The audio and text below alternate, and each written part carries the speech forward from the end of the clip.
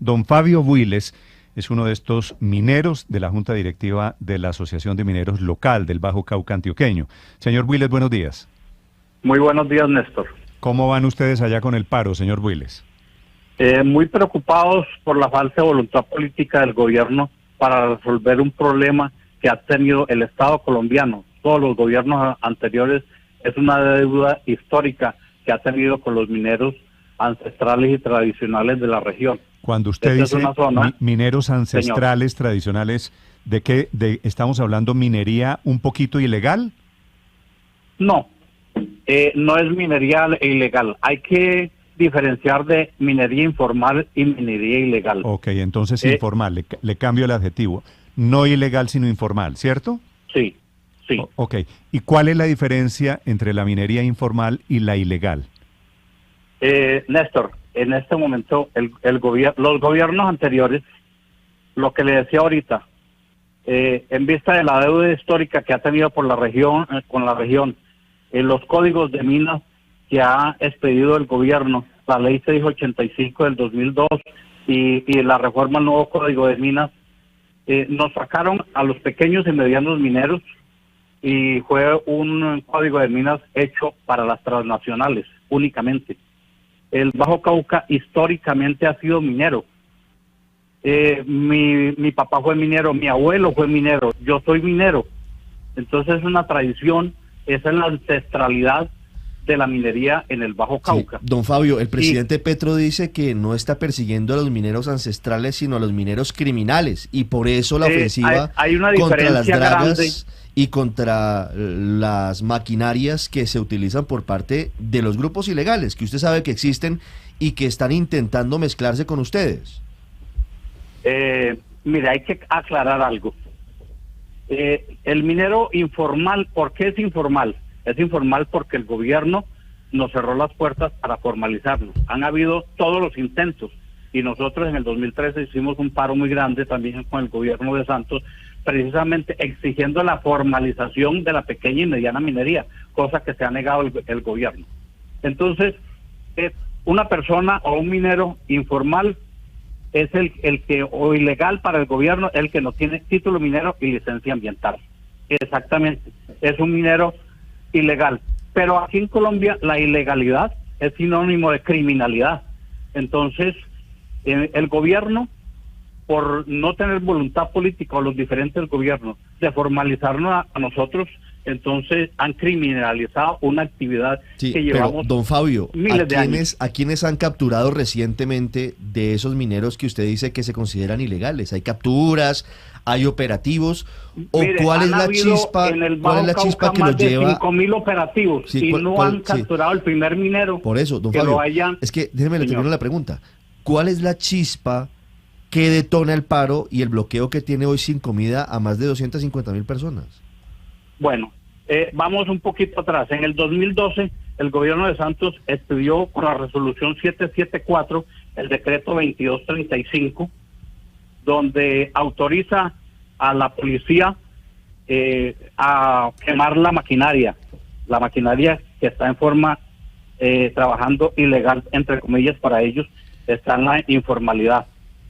Pero en ese decreto, que es un decreto supranacional, porque fue firmado por la Comunidad Andina de Naciones, pero en uno de los acápites dice que primero hay que formalizar al pequeño y mediano minero y darle la oportunidad, y luego ya sí, empezar el que no se haya formalizado, entonces destruir la maquinaria. Aquí el gobierno que ha hecho no ha formalizado a nadie.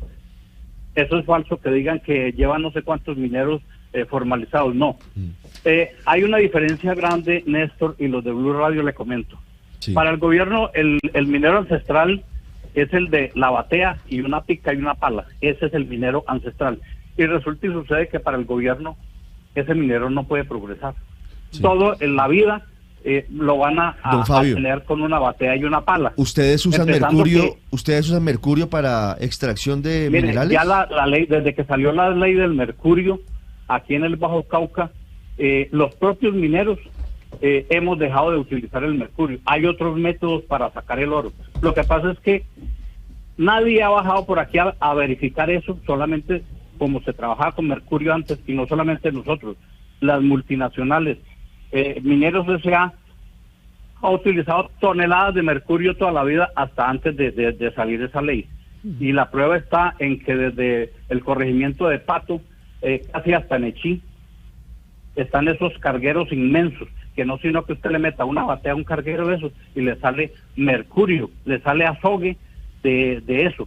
Entonces, sí. Pero es una empresa que tiene un RPP, que es legal, que es de empresarios colombianos, del Grupo Bolívar, y entonces esa empresa está haciendo todos los daños ambientales que usted se imagina, pero es legal. Es como cuando usted tiene un revólver amparado, pues usted puede matar a alguien y está amparado el revólver y listo. Y la persona que tiene un revólver que no te está amparado, entonces ya lo van a criminalizar, al otro no. Sí. Aquí pasa lo mismo.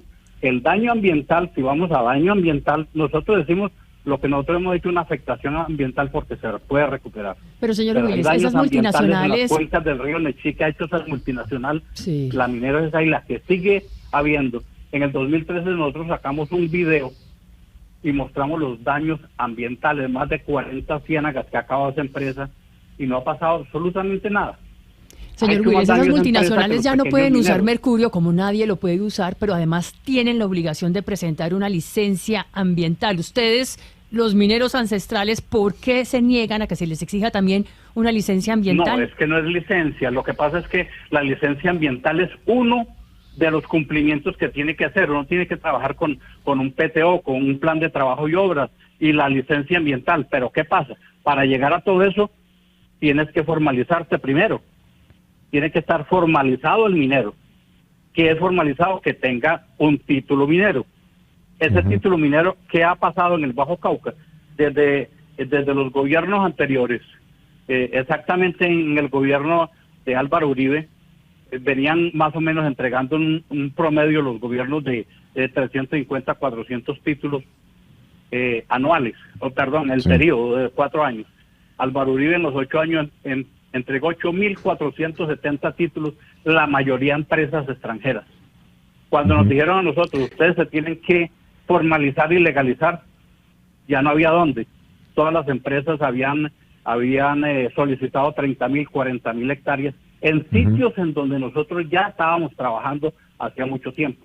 Sí, señor Fue tanta la buena voluntad de nosotros de formalizarnos que en cuestión de un mes metieron 19.000 solicitudes de los pequeños mineros antes era la de la Agencia Nacional de Minería, la otra entidad que había, y colapsó el software. Duró 2 años colapsado y nosotros en el limbo. Sí. Y cuando ya... Perdón.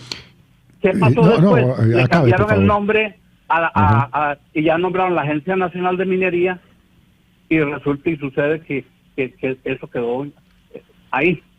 Sí, señor Willis. Nos pidieron caracterizaciones. Nosotros con GPS le enviamos todo eso a los gobiernos. ¿Sabe para qué sirvió eso? Para que con las coordenadas que nosotros les dimos para formalizarnos, llegaran los operativos a destruirnos la maquinaria. Nosotros hemos tenido toda la voluntad de formalizarnos, y es lo que le queremos. Es que este paro no es para que nos dejen seguir trabajando en la informalidad. Es precisamente decirle al gobierno, formalícenos, queremos formalizarnos. Pero yo les digo a ustedes, Néstor, y a los señores de Blue Radio y a los oyentes, mire, si a nosotros nos formalizan, ¿qué pasa? Vamos a tener obligaciones ambientales, de seguridad social con los trabajadores, de todo. Pero un minero llega aquí y está esperando que oiga el ruido del helicóptero para arrancar y volarse. Pues, ¿cómo hace para reparar un trabajo que esté realizando? Que son mitigables, que se puede recuperar y se pueden reforestar. Aquí hay minas que han trabajado y son un ejemplo hoy en día porque están reforestadas, hoy tienen apicultura, son maderables, eso se puede hacer. Señor Willis, pero si el gobierno nos está persiguiendo a toda hora y no nos formaliza, no podemos hacer eso. Señor Willis, hágame un favor, póngase el teléfono, póngase el audífono para que usted nos escuche, ¿le parece? Perfecto. Listo, un segundito, voy a... no, claro. Voy a buscarlo, pero podemos seguir. El hombre con razón no podíamos preguntarle al señor Willis, Néstor. No, el hombre estaba embalado por eso. Sí. Señor Willis, mire, quiero preguntarle, usted es minero y usted saca oro de allí, ¿cierto? De esa zona de Caucasia, ¿cierto? Sí, correcto, sí. ¿Usted con qué herramientas saca oro? Yo tengo excavadora. Yo tengo 71 años. Yo empecé a trabajar desde que tenía 18 años en minería. Pero usted con excavadora, usted no es minero artesanal, señor Willes. Mire, es que vuelvo y le digo, entonces yo empecé siendo minero artesanal, Néstor, pero es que ahí es donde voy yo. Yo he dado todas las escalas. Yo pregunto, ¿un campesino puede entrar? Perdón un segundito, yo coloco el audífono. Sí, bueno, es una ventaja ya que estemos con audífono. Un minero, igual que cualquier otra empresa, empieza desde cero. Nosotros empezamos con una batea y una pala. Y empezamos a progresar porque esta es una región rica en oro. Y luego conseguimos un motor más pequeño. Luego conseguimos, alquilamos una excavadora. Y así fuimos creciendo. Hasta que, como Néstor, como han empezado muchos empresarios en el país, que empiezan de la nada. Pero por en eso, este momento... Pero, señor Dígame. Willes, seguramente grandes empresarios empiezan así, pero ustedes ya tienen una cosa industrial con dragas y con maquinaria pesada. Esa es la que está decomisando la policía, porque eso no es minería artesanal. ¿Ustedes no es que dejaron de ser mineros artesanales en el fondo? Mire, una cosa y le digo, el minero artesanal que usted llama es el minero de subsistencia, que el gobierno lo limitó también únicamente a sacar 1 gramo de oro diario, sacar 34 gramos al mes. Son 400 y pico de gramos al año. Si usted se pasa de ahí 500 gramos, ya es un pequeño minero. ¿Sí me entiende? Ya nos catalogaron. Sí, pero entonces... me da pena interrumpirlo, señor Willis, pero es que en las últimas horas el ministro del Interior, el doctor Alfonso Prada, dijo que si ustedes no levantan el bloqueo, no van a sentarse a dialogar con ustedes. ¿Ustedes van a levantar el bloqueo para lograr sentarse con el gobierno o se mantienen? Hubieran empezado por ahí, pero es que si usted va a hablar de la problemática, yo le puedo hablar, pero si me van a hablar ya del bloqueo, ese es un chantaje que el gobierno está haciendo. ¿Por qué? Porque las propuestas de nosotros son las mismas, y si hoy se llega a una negociación, estos 8 días de paro se hubieran evitado. Entonces, ¿y qué pasa con este gobierno? Pues este gobierno fue el que nos enseñó a nosotros con la primera línea a presionar. Y ustedes saben lo que le hicieron al gobierno de Duque. Y paralizaron no solamente una región, sino a todo el país 2 meses. Y nos pusieron a aguantar hambre 2 meses. Y eso fue el señor Bolívar y el señor Petro y su gobierno. Entonces, en este momento, no estamos aplicando lo mismo. En el paro del 2013 nosotros demoramos 53 días. Sí, pero déjeme le hago una pregunta reclamando lo mismo. Pero Felipe, esta respuesta del señor Willes desde el corazón del paro minero me parece muy interesante. Sí. Es el gobierno el que nos enseñó a bloquear, ¿cierto? Es lo que le acabo de escuchar, señor Willes, ¿cierto? Pues ese es el método que ha utilizado el pacto histórico y si me entiende, y la izquierda aquí en Colombia, ¿Y usted de salir cree, a las calles. Y ustedes lo que Entonces, sienten, en este momento, cuando quieren... ellos salen a las calles es bueno, pero cuando otras personas o aquí muchos mineros, la mayoría de los mineros votaron por Petro porque dijeron, con este gobierno sí nos van a legalizar y formalizar. Y resulta y sucede que ha salido peor que nosotros. Y lo que ustedes intentan decirle al gobierno es, ¿le vamos a dar un plato, un sorbo de su propia medicina? No, no es eso. Estamos utilizando, en el 2013 nosotros demoramos 53 días de paro. Lo que pasa es que no escucha, el gobierno no escucha. La gente aquí en el país, los gobiernos acostumbraron a la gente que si no salen y paralizan, no les paran bolas. Sí. Una pero marcha... Déjeme hacerle una pregunta respetuosa, señor Willis. ¿Y el chantaje no lo están haciendo los que bloquean? Porque es que usted dice que el gobierno lo está chantajeando, los está chantajeando. Pero yo le hago la contrapregunta. ¿No son ustedes los que están chantajeando al gobierno? No, la verdad es que no. Nosotros tenemos una protesta pacífica que tenemos. Ahora, que hayan infiltrados, aquí hay protestando más o menos 25 mil personas. Uno no sabe quién está infiltrado o quién no. Uno nunca sabe qué pueda pasar.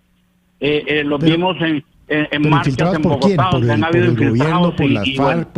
Por el clan ¿Quién del los Golfo, está infiltrando? Señor Willis.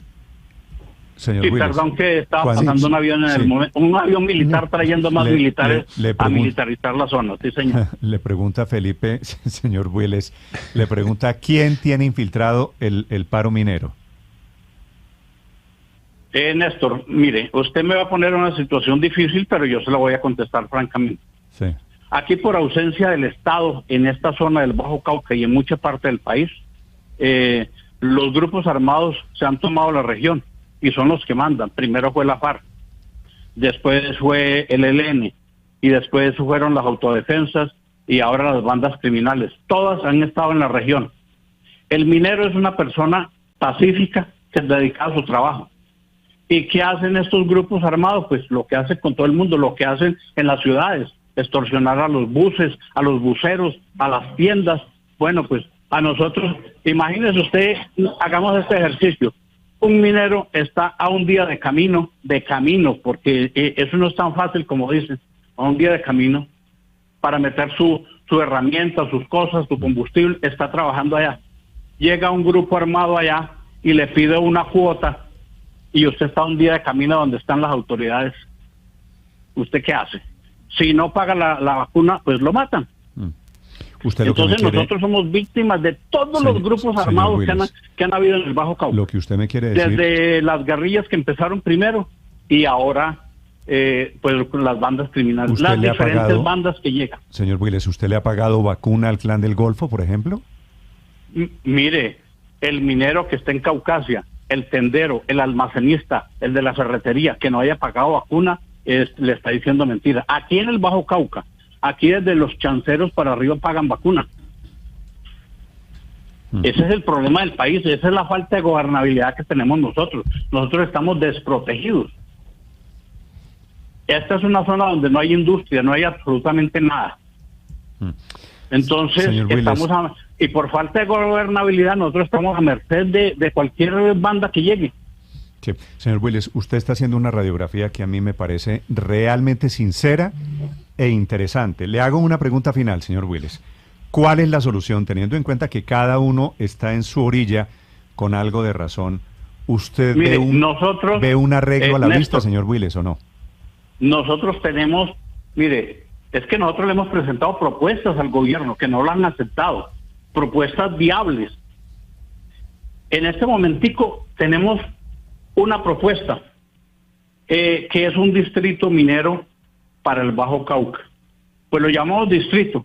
Eso no se le había ocurrido a nadie, se nos ocurrió a nosotros los mineros en vista buscando soluciones, porque nosotros estamos tratando de buscar soluciones para entrar a la legalidad.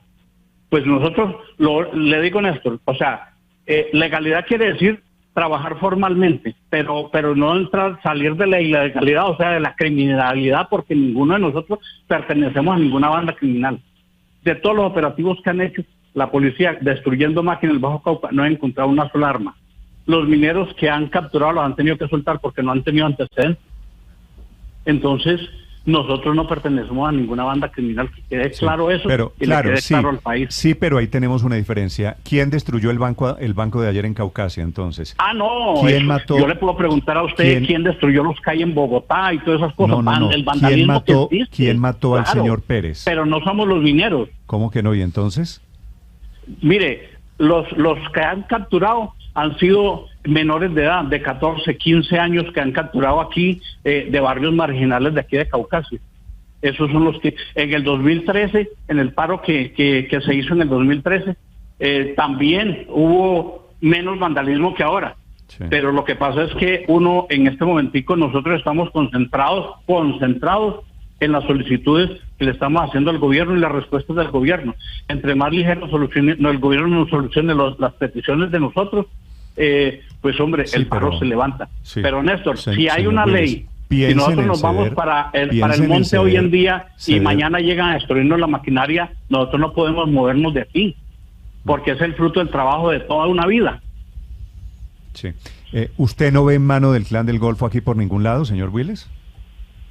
Hombre, la verdad es que no sé, porque esa misma pregunta se la haría yo. En Bogotá, ¿cuánta mafia hay? En Medellín, en todas las ciudades, y usted va por las calles, uno no los ve. Que están, es como las brujas. Yo no sé si existe, pero es que las hay, las hay. Pero yo en ese momento decir, o que los mineros estamos asociados, o el hecho de tener obligados a pagar una vacuna, no nos hace perteneciente a una banda criminal. Bueno. Yo entiendo eso, pero también entiendo que hay dos miradas. Es una zona, como usted me acaba de admitir, y lo otro, mire, que domina de los dragones yo le digo, Néstor, el clan mire, del Golfo. Usted me dice, aquí no hay una persona que no le haya pagado vacuna al clan del Golfo. Ahora yo podría sugerir también, es imposible que en esa zona se mueva un paro de este alcance sin la colaboración o sin la complicidad del clan del Golfo. En fin, aquí hay dos miradas muy difíciles, señor Willes, alrededor de este tema. Le agradezco que nos haya hablado con esta sinceridad. Don Fabio, gracias, un abrazo. Muchas gracias, Néstor, a usted y al grupo de trabajo de Blue Radio. Gracias, señor. Felipe, el señor Willes, sincero, sincerísimo, porque allá, como usted escucha, no hay ningún comerciante, allá no se mueve una aguja sin el visto bueno del clan del Golfo. Blue, la alternativa.